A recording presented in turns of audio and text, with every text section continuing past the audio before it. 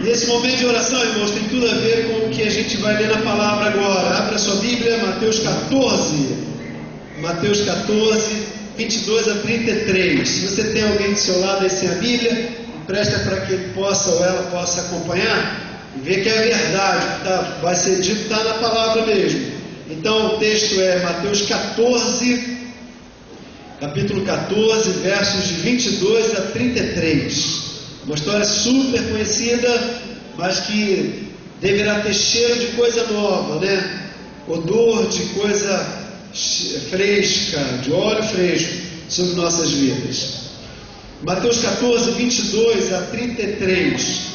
Na tradução que eu tenho aqui em mãos, diz assim: logo a seguir compeliu Jesus os discípulos a embarcar e passar adiante dele para o outro lado, enquanto ele despedia as multidões.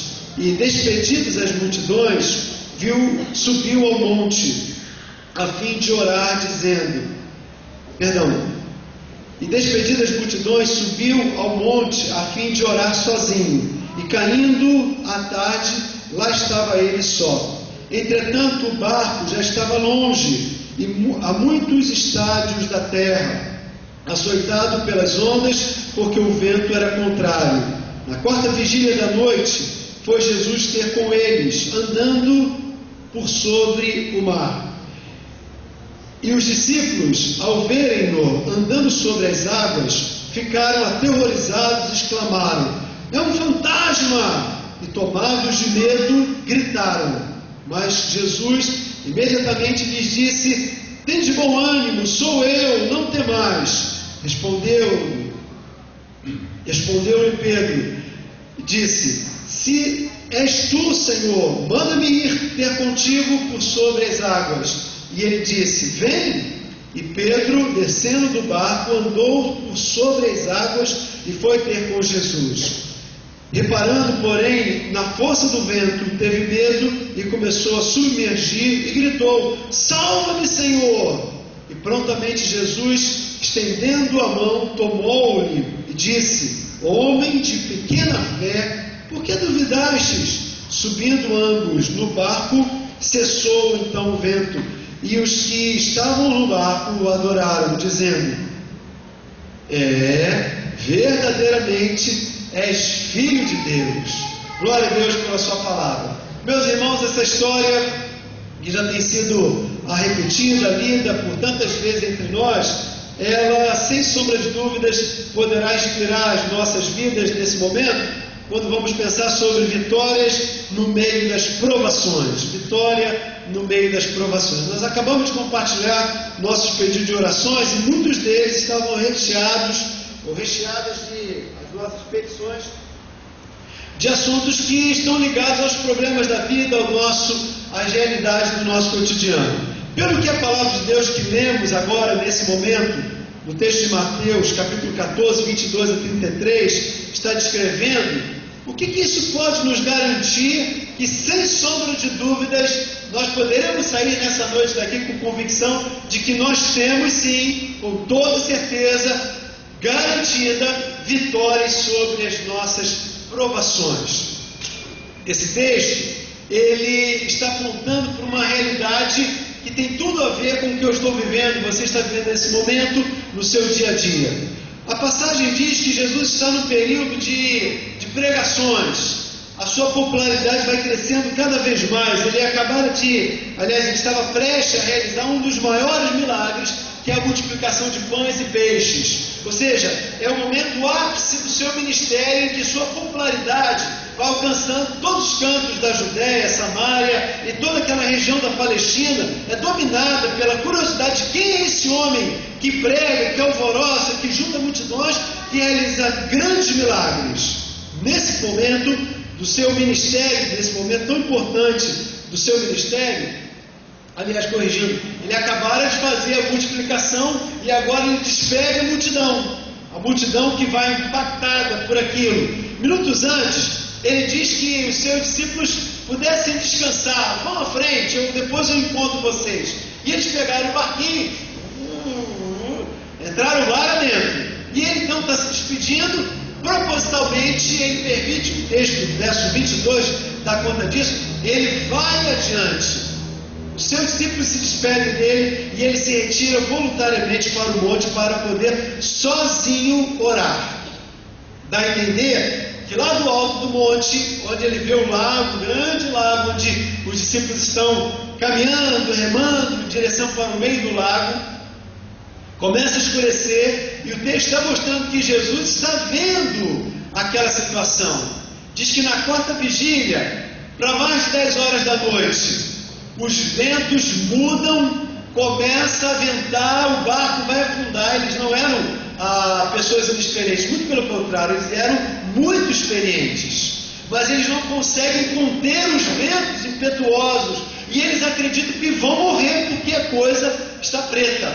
Nessa situação, Jesus então sai de onde está. A Bíblia diz que ele vem andando sobre as ondas, no meio do mar, no meio das ondas, no meio daquela escuridão. E quando ele se aproxima, a gente imagina ele com vestes longas e claras, né, transparentes, ou melhor, reluzentes, transparentes não, né, reluzentes, e vai chegando perto do barco, e a situação é tão tensa, eles estão tão desesperados, que qualquer coisa os assusta, inclusive a própria presença do mestre, e eles imaginam que é um fantasma, e eles gritam, ah!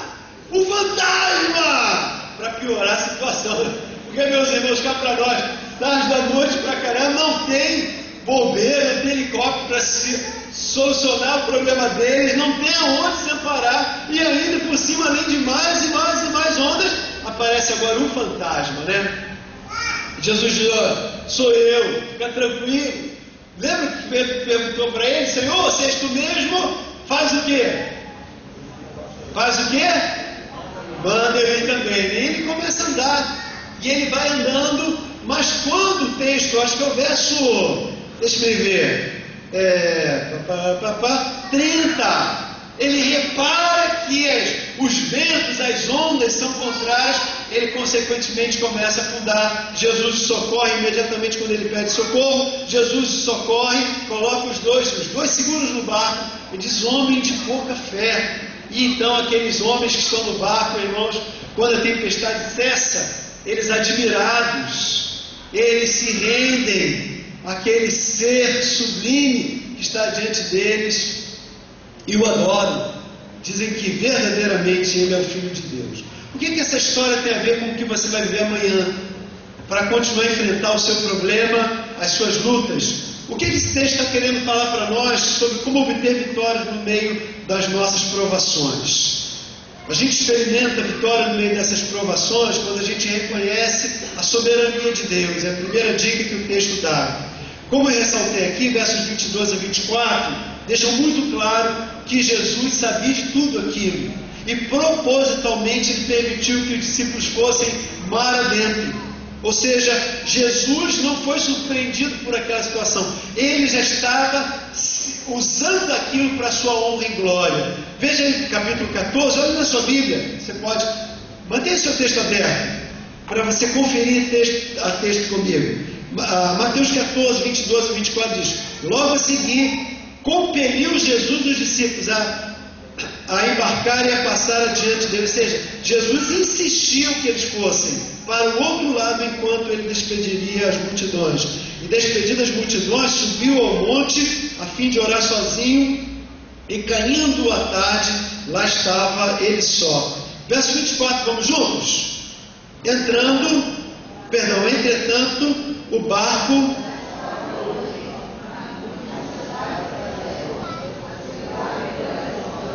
porque o vento era contrário. Jesus, irmãos, a gente poderia olhar isso aqui e dizer que ele foi o culpado. Ele foi mesmo. Aquilo foi uma situação, não era uma pegadinha, não era o espírito de um Deus masoquista que quer ver o seu adorador sofrer para pedir a sua ajuda, não era um instinto de mais-valia sobre o que era menor, muito pelo contrário. Jesus permitiu aquilo, e a gente se pergunta por que Jesus permitiu aquilo. Ele permite isso que eu vivo, que eu experimento, que está acontecendo no nosso cotidiano. Nós ouvimos Claudinei dizer de que ele esteve à beira da morte, né? Em segundos ele se viu como de repente o cenário mudando, ele se viu no meio de um fogo cruzado entre policiais e malfeitores das nossas realidades. Isso me faz lembrar o relatório, se não me engano já citei algum tempo atrás, um relatório que eu li de Missão Portas Abertas, do mesmo período na região da América Latina, América Central, um missionário citando uma grande bênção, um grande livramento que Deus lhe deu. Ele estava na sua congregação, os guerreiros das Farc estavam recrutando jovens. Aqueles jovens crentes não quiseram, por represália, entraram naquela igreja e ameaçaram matar todos. Então mandaram todos ir naquele domingo de manhã para o arraial em frente, o areal em frente àquela igreja, amarraram o pastor sentado numa cadeira e ele, como não tendo como sair, todos em volta assistindo o que aconteceria com ele. Colocaram uma banana de dinamite e quando ela foi ser detonada, aquela banana não estourou e todos ficaram admirados. Quando soltaram o pastor, ele contou a eles: por que vocês estavam assustados? Vocês não viram aquele homem de branco? Aquele homem de branco estava aqui o tempo todo, estava lá na igreja, ele estava aqui. Foi ele que desativou e soltou minhas mãos. Então Deus nos livrou, e aquela congregação vibrou, louvou o Senhor. No mesmo período, o outro missionário também da Missão Portas Abertas relatou que numa situação semelhante, os guerrilheiros tomando seus jovens, os jovens não querendo se envolver com aquele movimento paramilitar, foram colocados num paredão da igreja e todos eles foram, os 13 jovens foram executados, todos mortos. Eles poderiam perguntar: onde está o Deus que livrou e o Deus que não livrou? O resultado é que, como fruto do martírio daqueles 13 jovens, dezenas e dezenas de outros jovens em todas aquelas aldeias vizinhas puderam conhecer o nome de Jesus e se mobilizaram numa ação missionária para ganhar outros jovens também, inclusive os guerrilheiros também.